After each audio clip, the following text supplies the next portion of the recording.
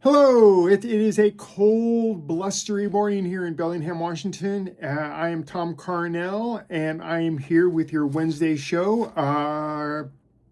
Just a quick word of introduction. We'll do this for a couple of more episodes, and then we'll sort of push that aside. My name is Tom Carnell again. I was a buyer for Tower Records, Record Factory Warehouse for 20 years or so. I published Carpe Noctem and wrote most of it, which was a dark art publication in the 90s. I wrote for Fangoria and Dread Central for about 20 years, and I am now an author that, if you go to my Amazon page, you'll see a whole bunch of books that I've put out. Please buy those. I appreciate that. Remember, this video is made with no edits, no cuts, no AI, just me talking with a little bit of notes. So be sure to watch to the end. And also check out the description below for links to all of the music and a sort of a rundown of everything we're going to cover here. And last thing, if you have a product or something you want me to look at and give my thoughts on, please email me at tomcarnell@gmail.com. Let's see, as usual, we're going to begin with 5 films that I think you all should check out. I have enjoyed them, and I think that others will too. We're going to start in 2005. A little Western called The Proposition, directed by John Hillcoat, who directed Lawless and the adaptation of Cormac McCarthy's The Road. This was written by Nick Cave, stars Guy Pearce, Ray Winstone, and Emily Watson. Has to do with a lawman who apprehends a notorious outlaw and gives him 9 days to find and kill his older brother, or they'll execute their younger brother. This is a distinctly different Western in that it was shot in Australia, New Zealand, and has a different feel to it. It's much grittier. It's much darker, if I want to say that. Very raw, very emotional. You get to know and really feel for all of the characters. Ray Winstone really kills it in this one. Highly recommended. Especially if you like Westerns, and especially if you're not a fan of Westerns, this will change that. Up next, 1981. This is a war film called Gallipoli, directed by Pete Ware, who directed Witness. It stars Bill Kerr, Mark Lee, and a very, very young Mel Gibson. Has to do with 2 Australian sprinters who go to war and quickly face a lot of realities. They are sent to fight in the Gallipoli campaign in Turkey during World War I. And man, this film is devastating. You spend most of the film getting to know these guys, getting to like these guys, and then that ending comes, and boy, I lost it when I watched this the first time. It's so engaging and so just heartbreaking. It is not a film that gets talked about a lot, but boy, should it. It is really, really something. I really love this film. It easily fits into my top 10 or 20 of all time, and I highly recommend this one. Let's see, lightening up a little bit. 1967, a film called Death Rides a Horse, directed by Giulio Petrone, starring John Philip Law from the previously covered Danger Diabolic and the great Lee Van Cleef. It has to do with a young gunfighter who is bent on killing 4 bandits who raped and murdered his family. And he crosses paths with a former outlaw, and the 2 of them go in search of these guys. This is a very fun spaghetti Western. Lee Van Cleef is great. John Philip Law plays this sort of lantern-jawed hero. Just good stuff. Has that great spaghetti Western gun sound. And yeah, it's not it's another film that doesn't get talked about, but boy, does it should it. As a sidebar, I'd say also check out the Lee Van Cleef in the Sabata films. Those are also equally really, really great. Following that, 1967, a film called Playtime. It is directed, written, and starring Jacques Tati, who did the films like Mr. Hulot's Holiday and that kind of a thing. This is one of my favorite films of all time. It's very subtle. It has to do with Monsieur Hulot wandering through a very high-tech Paris. And as he's doing that, we run into a group of American tourists. In the midst of that, we run into a nightclub opening where everything seems to go wrong. It's very, very subtle. It is a film that is shot in 70 millimeter. It doesn't rub your nose in the comedy like, hey, here's a joke, here's a joke. Stuff happens in the foreground, and then in the background, something absolutely hilarious takes place. It does a lot of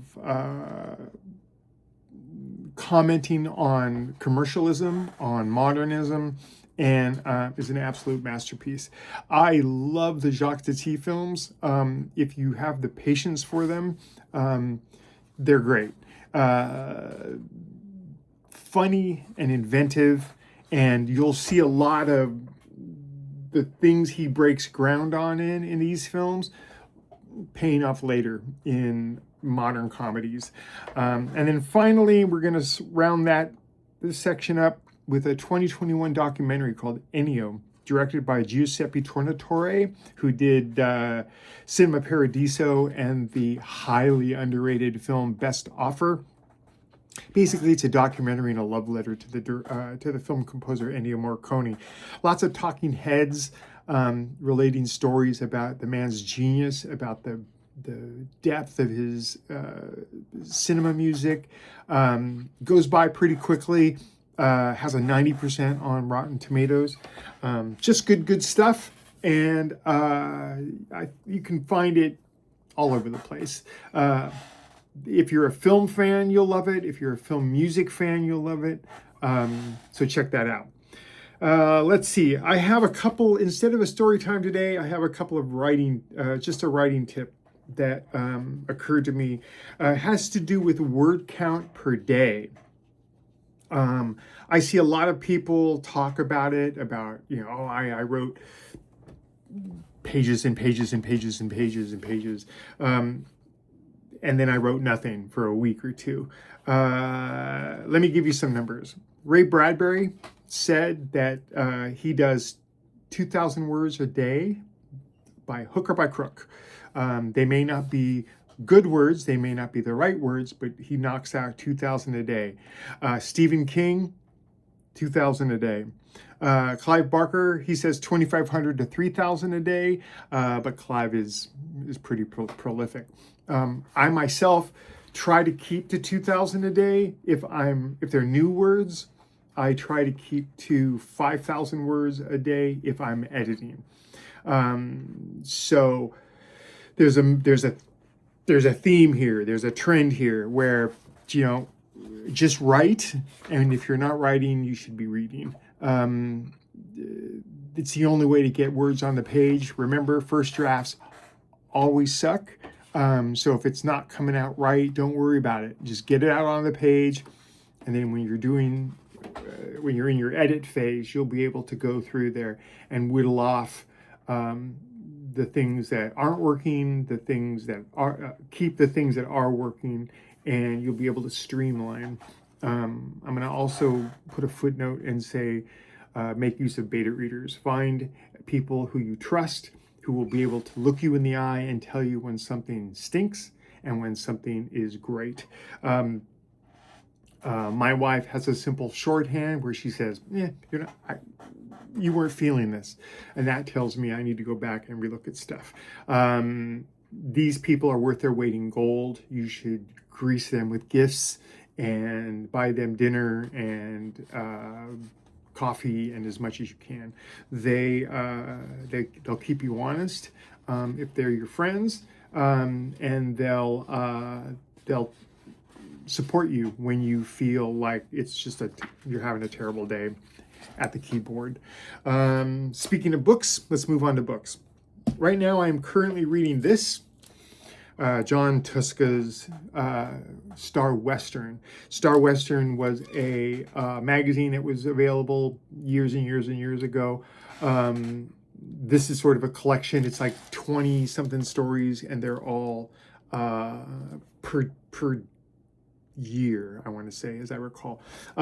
It's good. What I'm enjoying is it's got stories by people like Max Brand and that kind of thing. It's enjoyable. It's gritty. They're fun. They're not always feel good stories. Some of them get a little bleak, but you can find these places. I found this at Half Price Books for, I want to say, I think it was like $10. Good stuff. Star Western. After that, let's talk about this. This is hard to find, so you're going to have to look for this. This is John Russo's novel adaptation of Night of the Living Dead.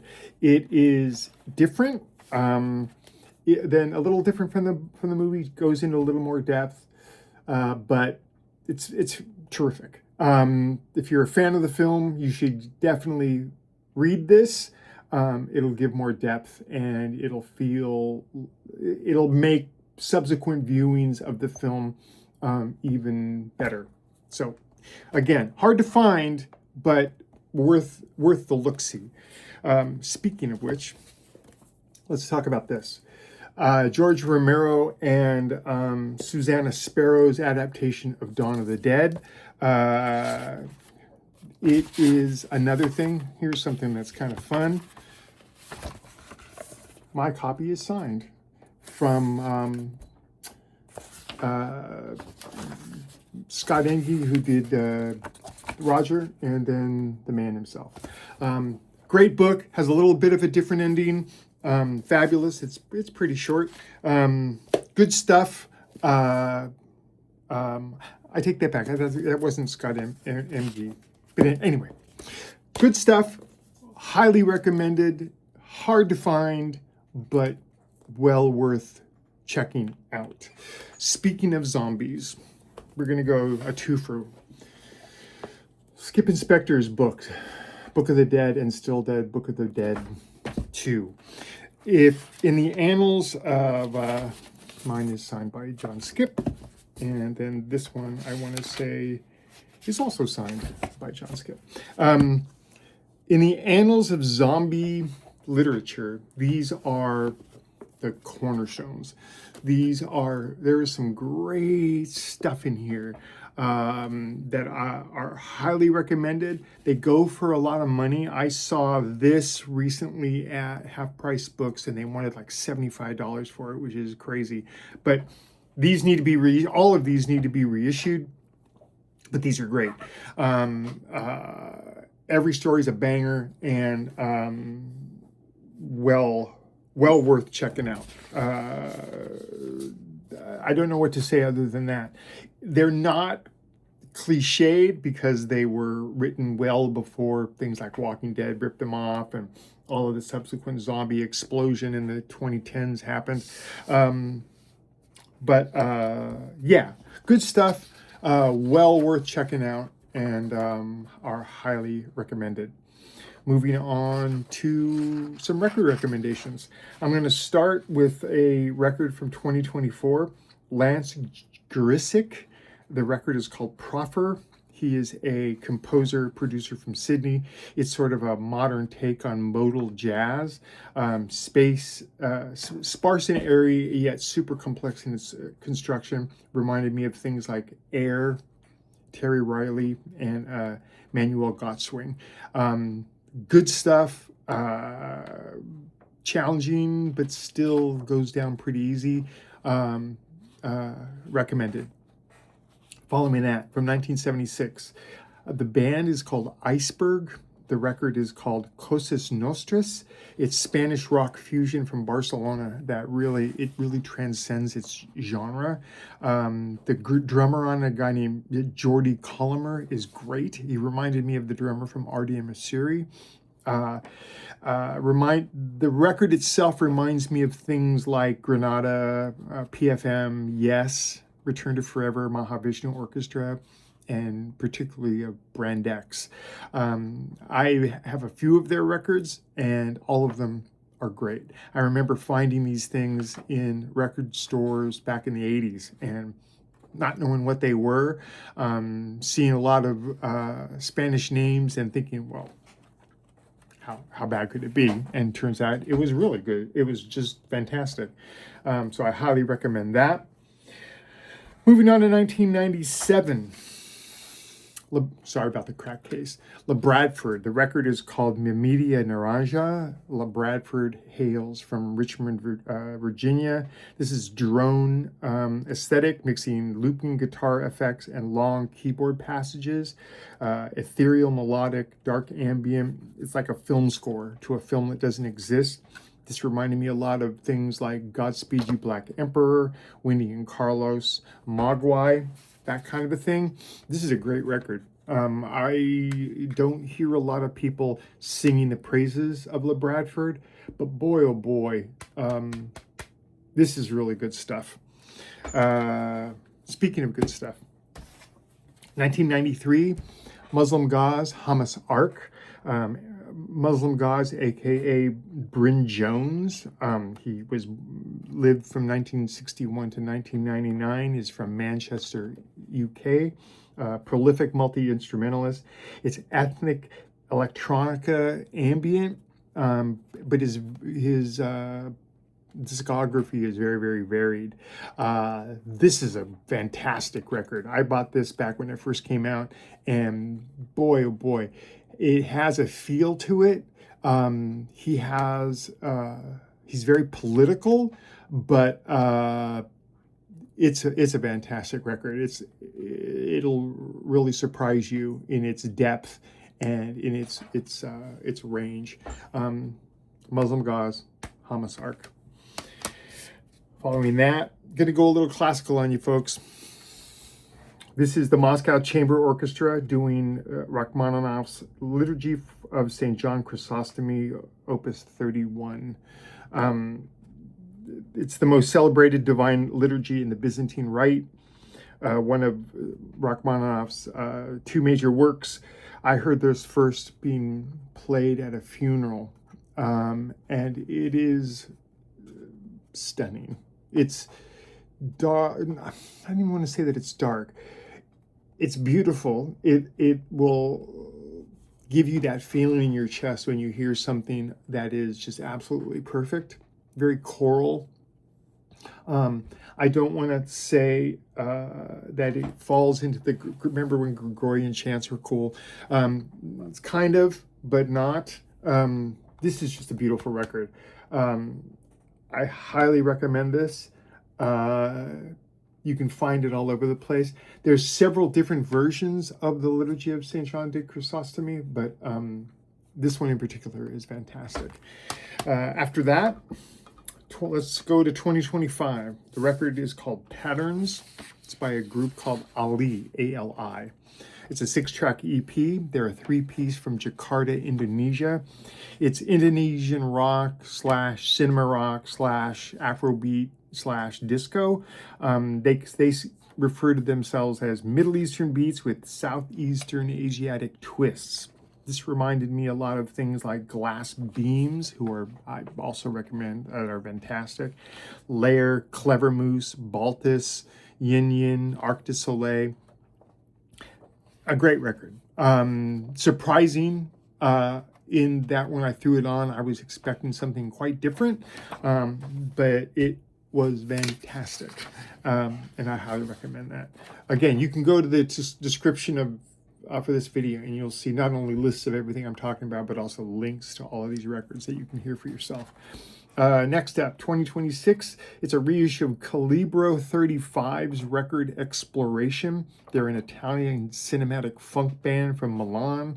They started re-recording obscure music from Italian exploitation films when they first started out. Rolling Stone called this record the most fascinating retromaniac and genuine thing that has come out of Italy in the past few years. This reminded me of bands like Come On Tigre, La Batteria, Zeus, and the Mighty Goblin. Fantastic. It has a vibe to it that is really great, and I've yet to hear a Calibro 35 record that I didn't absolutely love. Just fantastic. Let's see. Next up, the Hilliard Ensemble. This is an ECM release. This is a version of Thomas Tallis's The Lamentations of Jeremiah. This and this are very similar, different but similar. A lot of choral stuff here. This is recorded in All Hallows Church in Hampstead. The music itself was written between 1560 and 1569.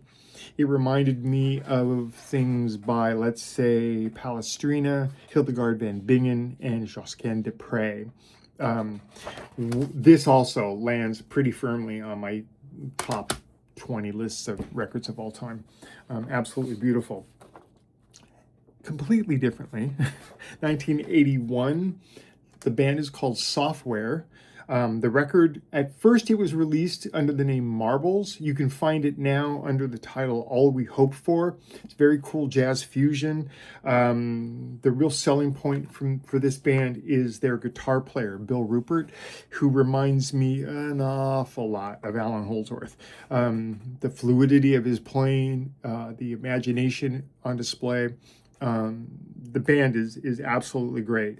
Rupert did a lot of work in television and commercials, but this has a different vibe. This is straight up jazz. This reminded me a lot of bands like Snarky Puppy and Lettuce and those kind of modern jazz ensembles.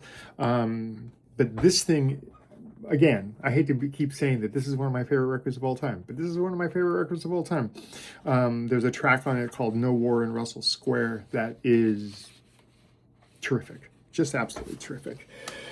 Next, and finally, we're going to do a twofer. 2003, Faith in the Muse, the Burning Season. This is a very different record than you would have expected from Faith in the Muse, who were mostly a goth ethereal band.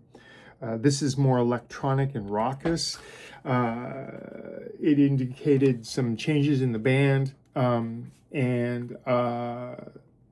again, very, very different. Hit my ear very different because I was expecting one thing and got another. I love all of this band's records. I'll undoubtedly be recommending more in the future. I did the liner notes for their compilation called Where the Land Meets the Sea. You can check that out. But this is a great record. I was very honored that they allowed me to use 2 songs out of this in my first book, No Flesh Shall Be Spared. And what can I say? It's, again, it's different than their other stuff, which the other stuff is highly recommended, but this one, for some reason, hits me in the heart. If you want to know more about them, go to www.mercyground.com. And if you want to know more about Monica Richards, go to monicarichards.com. And William Faith has a new band called the Bellwether Syndicate. You can go to the bellwethersyndicate.com for more information about them. The band themselves remind me of things like The Shroud, Autumn's, Switchblade Symphony, and the aforementioned Bellwether Syndicate. Good stuff. On one of their records, there are set films, things that sound like film soundtracks. There are things that sound like Renaissance Fair kind of stuff. Again, this much more electronic and much more beat oriented, like very much. I don't want to say rocking, but it's a little more bam, bam, bam, bam kind of stuff. And that's going to about do it for this week. Once again, go to my website at tomcarnell.com/KMRE.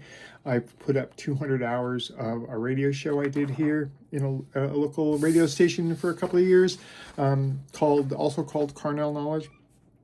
And while you're there, please check out some of the web pages for my books to give you an idea of what those are all about. Last one. This is my new book, Monolith Records. Is not horror related. It's more romantic comedy, kind of nostalgia. Has to do with a guy who goes to work in a giant record store like Tower Records in 1985, and how that experience changes him and how he meets the love of his life. My new book, called Open Late, is at the designers now, and I should have that out sometime soon. The premise on that is essentially a portmanteau film, like let's say Tales from the Crypt or that kind of a thing, where there's an overall structure, and then within that there are individual stories. This has to do with a cook and a waitress who are working a diner in the middle of nowhere on a wet and rainy night, and they start to tell one another stories to pass the time. And as people come and as people go, everyone contributes, and we kind of go from there. It's essentially an ode to story, and I'm very, very proud of it. And I'm hoping to get it out at least by March or April, but I'll keep you all posted. That's going to do it. Again, please like and subscribe to the video. Please share it on your social medias. I could really use the help in getting the word out on this. And once again, go to the description of this video and you will see links to all the records and the correct spelling on all the assorted stuff that I flashed by you. Other than that, we'll see you on Friday, and have a good week.